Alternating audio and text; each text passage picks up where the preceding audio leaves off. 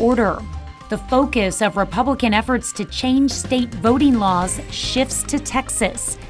And we meet a Southeast Kansas farmer who's got his focus on the stars.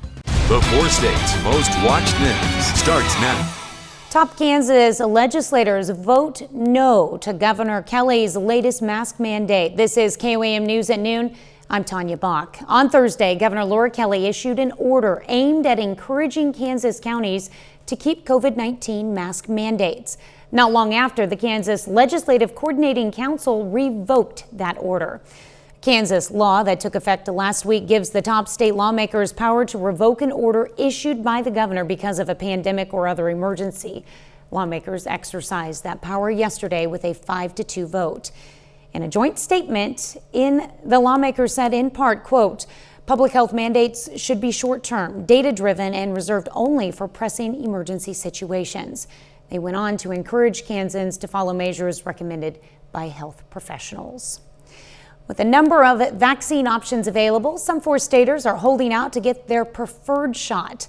Local health officials say many people are asking for specific shots, most often the Johnson & Johnson single-dose vaccine. The Crawford County Health Department held a walk-in clinic yesterday where they vaccinated 55 people with the J&J vaccine. Health officials warn, though, the Johnson & Johnson vaccine is in short supply. Well, the sun is shining and we've got a beautiful weekend in store for us. Michael Hayslip joins us with a first look at the forecast. Tanya, I want to start with our weather almanac for April 2nd because earlier this morning, while the low was 37, we saw wind chills drop as low as 23 degrees. Now we've already rebounded close to 60 and really will be right on par with our early April average. What an amazing turnaround we've had once, number one, the sun started shining, but also two, the shift in the winds. Now, even with that being said, that's going to play a key factor because we've got to combine that with our humidity. And yep, no surprise on the Skywatch Storm Tracker as we return to red flag warnings for the far northwestern counties of southeast Kansas. And just because your county is not listed here, once again, I'm going to stress if you want to do any outdoor burning today or into the weekend, go ahead and contact your fire department. Ask them for their advice. They're going to be the experts on this because our conditions are going to be ripe for wildfires to spread. A little cloud cover works in overnight, and that actually is a huge help because instead of dropping down to the 30s like we have for the past couple of days, we're going to be able to push up, say, around 40 degrees overnight. So don't have to worry about the reemergence of the frost advisories, the freeze warnings, or anything like that. And then as we push to the 7-day forecast, we're looking at a marvelous 4-state weekend, a marvelous 4-state Easter weekend. High 60s on Saturday. Check out Sunday there. Going to be perfect for all those Easter egg hunts as we'll be up close to 70 degrees and that rain is really going to stay down to the south. A little bit of a warming trend on the way with thunderstorm activity. We'll break that down and talk about this increased wind when I see you in a bit. Tanya? All right, sounds good. Thanks, Michael. The focus of Republican efforts to change state voting laws shifts to Texas. The state Senate there passed a bill yesterday to limit early voting hours, make drive-through voting illegal, and restrict voting by mail. Democrats in the country's second largest state claim it's intended to keep their supporters away from the polls. Senior White House and political correspondent Ed O'Keefe reports. The Texas bill is still up for consideration in the state House, but Democrats say it targets some of the Lone Star State's most Democratic areas, like Harris County, encompassing Houston, where more than 100,000 cast drive-through ballots last year during the pandemic. Critics also say it would make it harder for minority voters to cast ballots. It is, part of this pattern that we're seeing across the country of bills that would make it harder to vote and suppress the vote. About 55 more restrictive voting proposals are up for serious consideration in 24 states. 5 have been signed into law, including the new law in Georgia passed last week. While some states expanded voting options due to COVID, CBS News election law expert David Becker says proposals like the one in Texas go far beyond returning to pre-pandemic levels. The provisions in the Texas law are actually making Texas even worse than they were before the pandemic. It is making it harder for people to vote by mail. One of the most restrictive states, if not the most restrictive states for mail voting in the country. Corporate opposition to the Republican proposals is growing. American Airlines, a major Texas employer, says it's strongly opposed to the Texas bill because it will limit voting access. Meanwhile, President Biden says he supports calls from some Major League Baseball players to move this summer's All-Star game out of Atlanta because of Georgia's new voting law. This is Jim Crow on steroids, what they're doing in Georgia and 40 other states. Georgia Republican Governor Brian Kemp struck back. I think the people are standing up and realizing the games that are being played here, and they're going to be fighting back with us. The Georgia law includes new restrictions on voting by mail, limits where ballot drop boxes can be placed and when they can be accessed, and gives the state legislature greater control over how elections are run. Religious leaders are also now preparing for a national boycott of Coca-Cola, Delta, and Home Depot, three of the largest employers in the Atlanta area. While Coca-Cola and Delta issued statements in opposition to the new Georgia voting law, these religious leaders say the company should be doing and saying more to speak out against that law and the debate ongoing in several other states.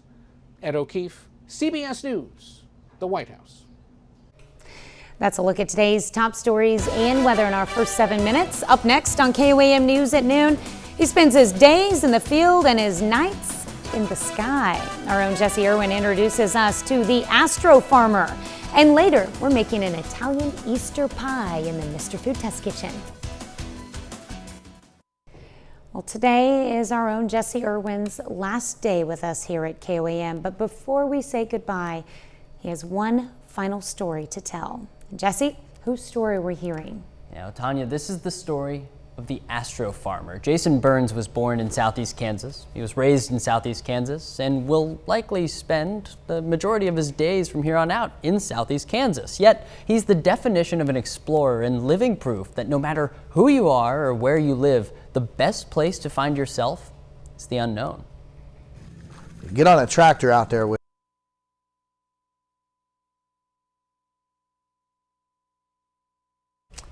We'll have our full story on there on our website at KOAMnewsnow.com. But Tanya, what I can tell you about this is that Jason Burns, when it comes to his ability to not only be a farmer and be an astronomer, but also be a musician, it is about as wonderful as, I mean, it's quite the triple threat. So we'll have that story on our website at KOAMnewsnow.com.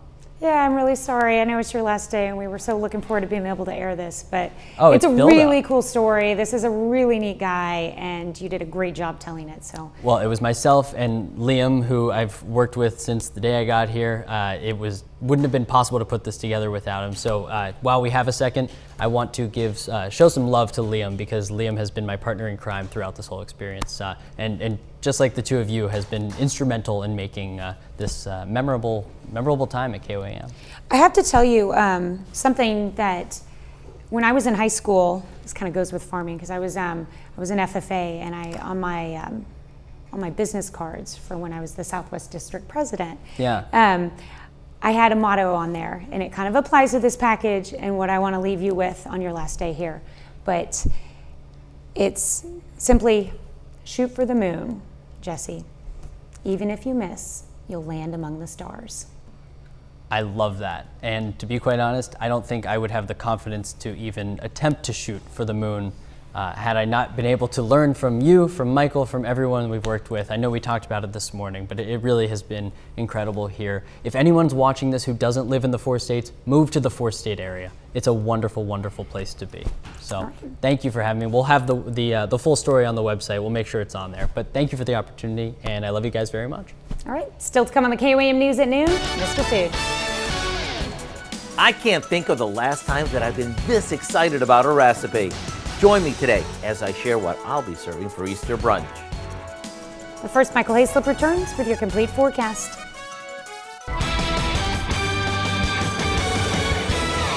Live look outside of Television City as we get ready to push into what's going to be an absolutely beautiful Easter weekend. You have to remember, though, it's very, very curious on this Friday, as we started out with everything from freeze warnings and frost advisories, and now we sit close to 60 degrees here at the lunch hour.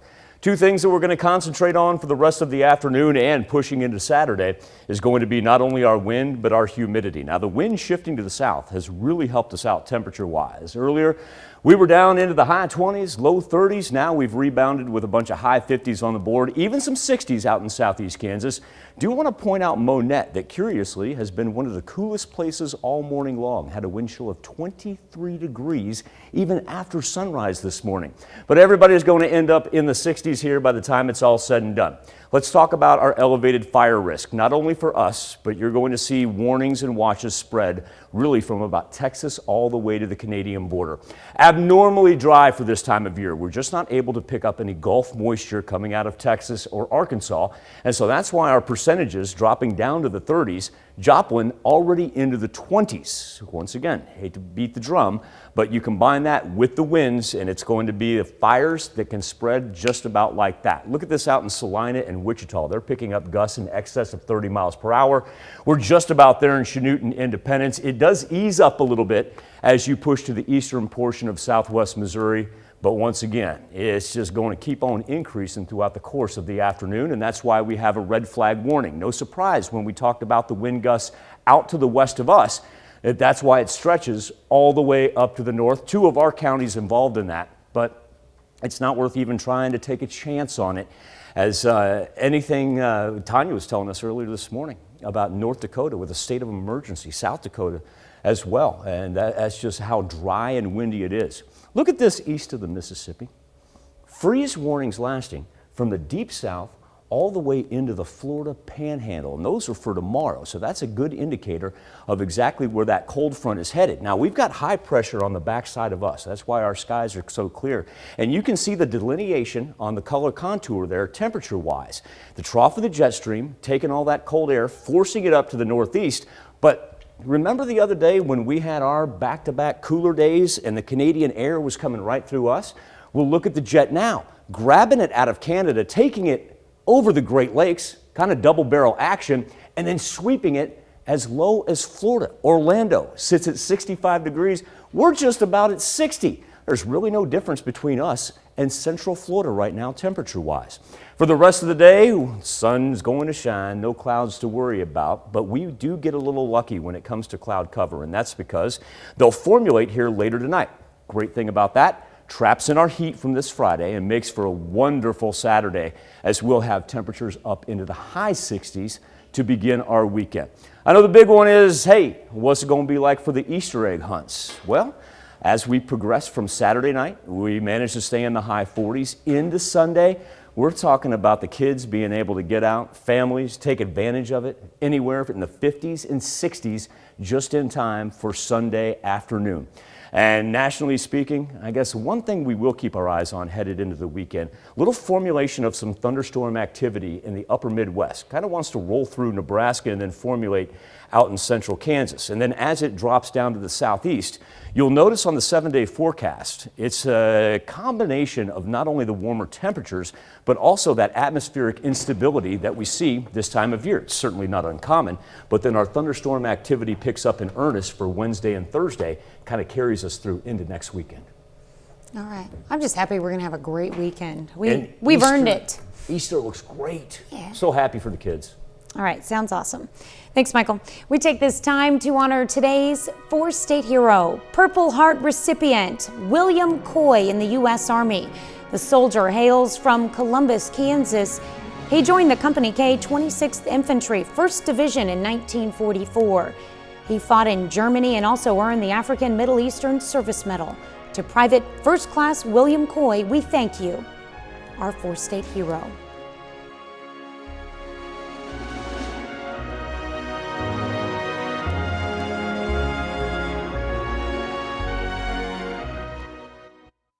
Easter Sunday is almost here, and if you still haven't found the perfect recipe to make for your brunch crowd, check this one out. Howard shows us how to make an Italian Easter pie in the Mr. Food Test Kitchen. Last year around Easter, I was introduced to something called Italian Easter pie that was to die for.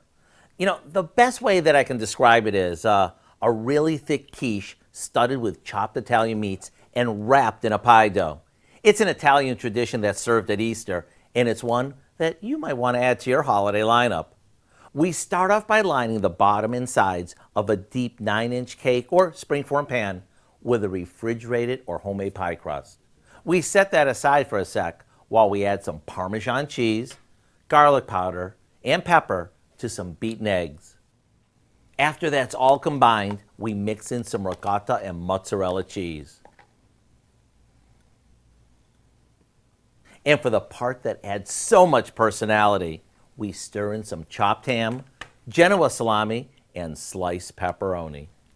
Then we pour this into our pan before topping it with a second pie crust and fluting the edges. We'll brush it with an egg wash and into the oven it goes. When you serve this on Easter, whether for brunch or with the big meal, get ready for all sorts of oohs and ahs. It not only looks impressive, but it's creamy and savory too. If you want the recipe for our Easter Italian pie, just visit our website. I'm Howard with Kelly in the Mr. Food Test Kitchen, where today we found a holiday special way for you to say, ooh, it's so good. I thought that was supposed to be mine. Yeah, if you can't decide between the Easter ham and the Easter pie, you can have them both. You can find this recipe along with a lot more good food from the Mr. Food Test Kitchen online. Just go to our website at KOAMnewsnow.com. Here's a look at our 4 state market prices.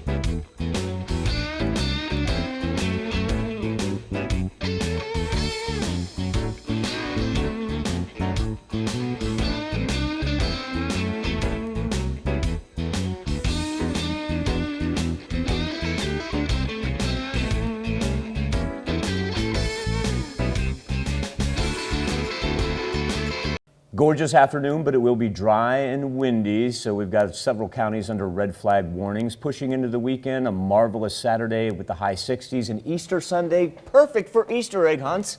Mostly sunny skies and into the 70s. What do we have coming up tonight at 5? Well, at 5, economists were expecting today's unemployment report to be good news. What they got was even better than expected. We're going to check out the numbers. Plus, we're going to speak with a sibling who helped authorities identify a victim in a 30-year-old McDonald County cold case. And it's World Autism Day. Area residents support a local center with a food truck fundraiser. Hope you join us for those stories, a whole lot more, of course. It's all coming up on KOAM News at 5. And thank you, Dow. Thanks for joining us for KOAM News at Noon. We'll see you right back here at 5 o'clock.